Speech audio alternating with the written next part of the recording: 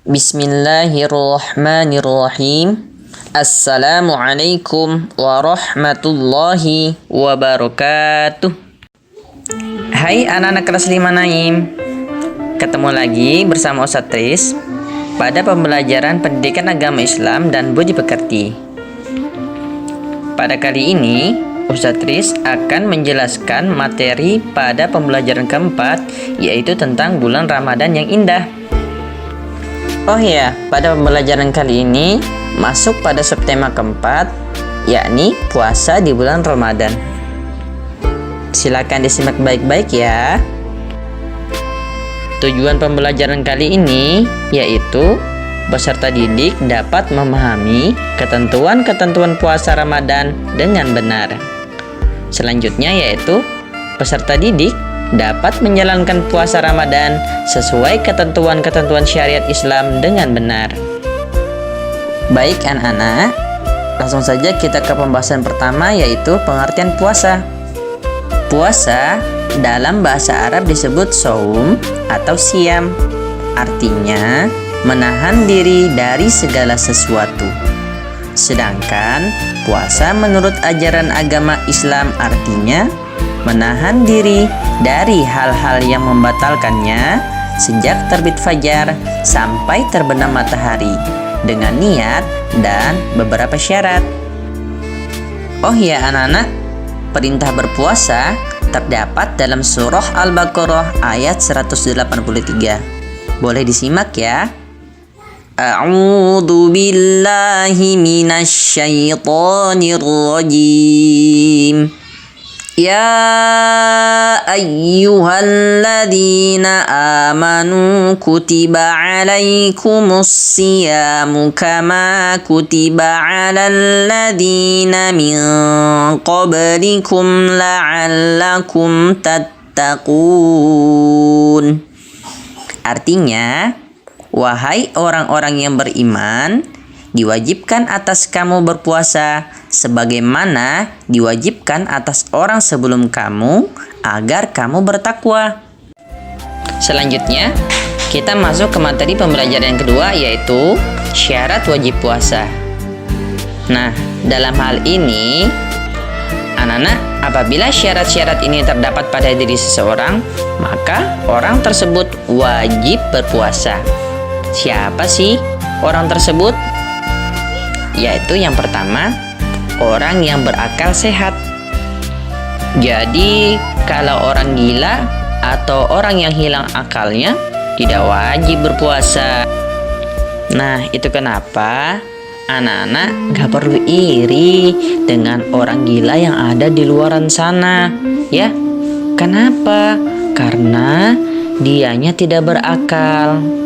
Ya, kalau kita yang punya akal sehat, ya harus wajib berpuasa.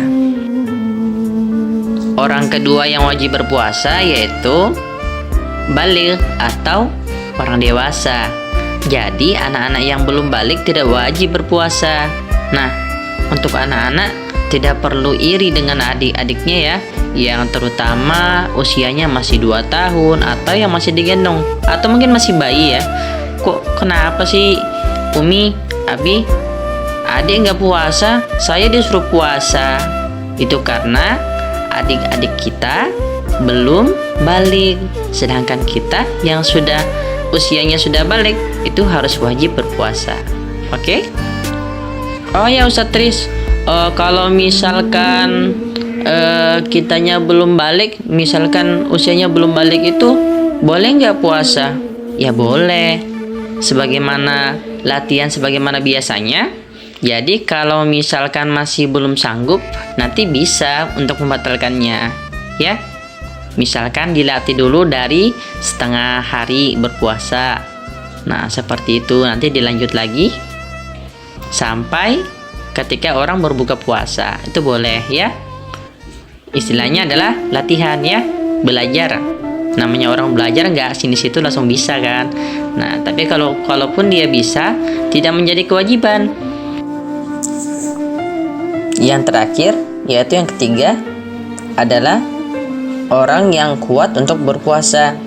Sedangkan orang yang lemah fisiknya tidak wajib untuk berpuasa. Ustaz Tris, contohnya seperti apa sih orang yang lemah fisiknya itu? Ya, teman-teman bisa tahu sendiri bahwa orang yang lemah fisiknya contohnya seperti kakek dan nenek kita. Bila beliau sudah tidak sanggup lagi untuk berpuasa, maka tidak ada kewajiban bagi beliau untuk berpuasa. Karena orang yang berpuasa itu yang wajib adalah orang yang kuat untuk berpuasa. Selanjutnya yaitu syarat sah puasa, yaitu apabila syarat ini terdapat pada seseorang, maka puasanya dianggap sah. Siapa? Di antaranya yaitu yang pertama, dia harus beragama Islam. Kemudian yang kedua, dia harus berakal sehat. Jadi orang yang tidak berakal sehat atau orang gila itu tidak sah puasanya. Meskipun dia berpuasa tapi tetap dianggap tidak sah. Kemudian yang ketiga yaitu mumayyiz. Mumayyiz itu adalah orang yang bisa membedakan mana yang baik dan mana yang tidak baik. Nah, yang tidak bisa membedakan itu seperti siapa, Ustadz? Contohnya seperti adik bayi kita, ya, yang usianya masih sekitar 3 tahun, 2 tahun, atau mungkin masih bayi, dianya masih belum tahu mana yang baik dan tidak baik, ya. Kemudian yang keempat yaitu suci dari haid dan nifas bagi wanita. Jadi ketika wanita atau perempuan, ya, ketika itu dia puasa, kemudian di siang hari tiba-tiba dia mengalami haid, maka puasanya dianggap tidak sah, jadi boleh dibatalkan. Kemudian yang terakhir adalah dalam waktu yang diperbolehkan. Ustaz Tris, emang ada waktu yang tidak diperbolehkan? Ya ada. Contohnya seperti pada saat hari raya Idul Fitri dan hari raya Idul Adha, ya. Selanjutnya yaitu rukun puasa. Nah, anak-anak, di rukun puasa ini hanya 2 saja ya. Yang pertama yaitu berniat. Niatnya sendiri Ustaz Tris ambil dari puasa Ramadan sendiri ya. Jadi niatnya itu boleh disimak. Bismillahirrahmanirrahim. Nawaitu shauma ghadin an adai fardhi syahri Ramadhan hadhihi sanati lillahi ta'ala. Artinya, saya niat berpuasa esok hari untuk menunaikan kewajiban di bulan Ramadan tahun ini karena Allah Ta'ala. Yang kedua yaitu menahan dari segala yang dapat membatalkan puasa, mulai dari terbit fajar hingga terbenam matahari. Selanjutnya yaitu hal-hal yang membatalkan puasa, yaitu Ustaz jabarkan sebagai berikut ya. Yang pertama, makan atau minum dengan sengaja. Jadi ketika itu dia sedang berpuasa, kemudian di siang hari ternyata perutnya keroncongan, kemudian dia nggak tahan tuh, kemudian dianya makan, apalagi sambil sembunyi-sembunyi, dikira tidak ditahu ya, padahal Allah tuh maha melihat, Allah maha tahu ya. Jadi hal yang seperti itu maka puasanya batal ya, karena disengaja. Sedangkan ketika misalkan dianya tidur siang, kemudian dia terbangun, tiba-tiba dia merasakan tenggorokannya haus, tenggorokannya kering, haus banget ya, pengen minum, minum. Tapi dalam keadaan itu dia masih belum sadar. Ketika meminumnya sekitar 3 tegukan misalkan, atau berapa tegukan, gluk gluk gluk, astagfirullahaladzim, ternyata hari ini saya puasa.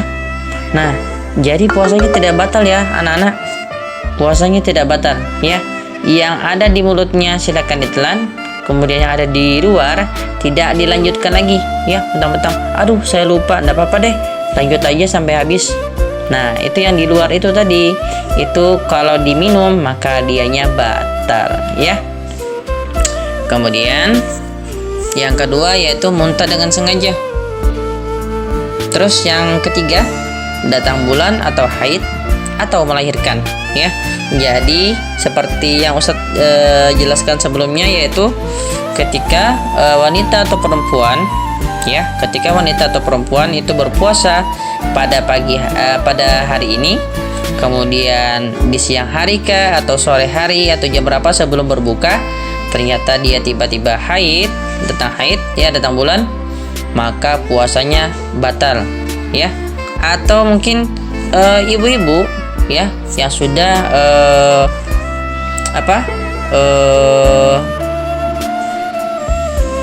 yang sedang mengandung ya, hamil tua, sudah menunggu hari, tiba-tiba pada hari itu dia berpuasa.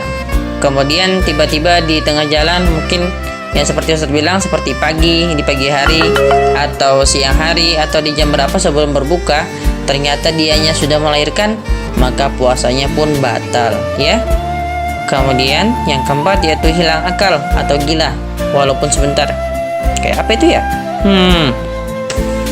Jadi contohnya seperti orang yang sedang pingsan ya, walaupun sebentar ya. Jadi ketika pingsan itu dan dia sadar, maka puasanya sudah batal ya. Kemudian yang terakhir yaitu murtad, keluar dari agama Islam. Nah, jadi itu hal-hal yang membatalkan puasa ya anak-anak. Kemudian hal-hal yang merusak pahala puasa. Jadi apabila seseorang sedang berpuasa lalu melakukan perbuatan tercela, maka rusak atau berkurang pahala ibadah puasanya. Contohnya seperti berdusta, menghina, menghasut, menfitnah, berkata kotor, berkelahi atau bertengkar ya. Jadi sia-sia puasanya ya. Dia hanya mendapatkan rasa haus dan lapar saja, tetapi pahalanya sudah rusak ya, tidak mendapatkan pahala. Jadi anak-anak berhati-hati ketika berpuasa, perlu dijaga ya sikapnya untuk berpuasa, menahan semua amarah ataupun apapun yang bisa membatalkan atau merusak pahala puasa ya.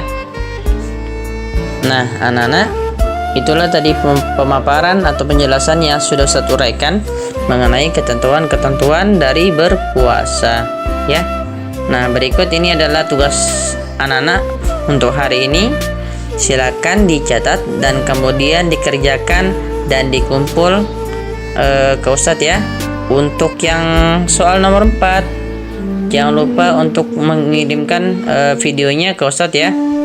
Baik anak-anak, jazakumullah khairan katsiran. Ustadz akhirin, assalamualaikum warahmatullahi wabarakatuh.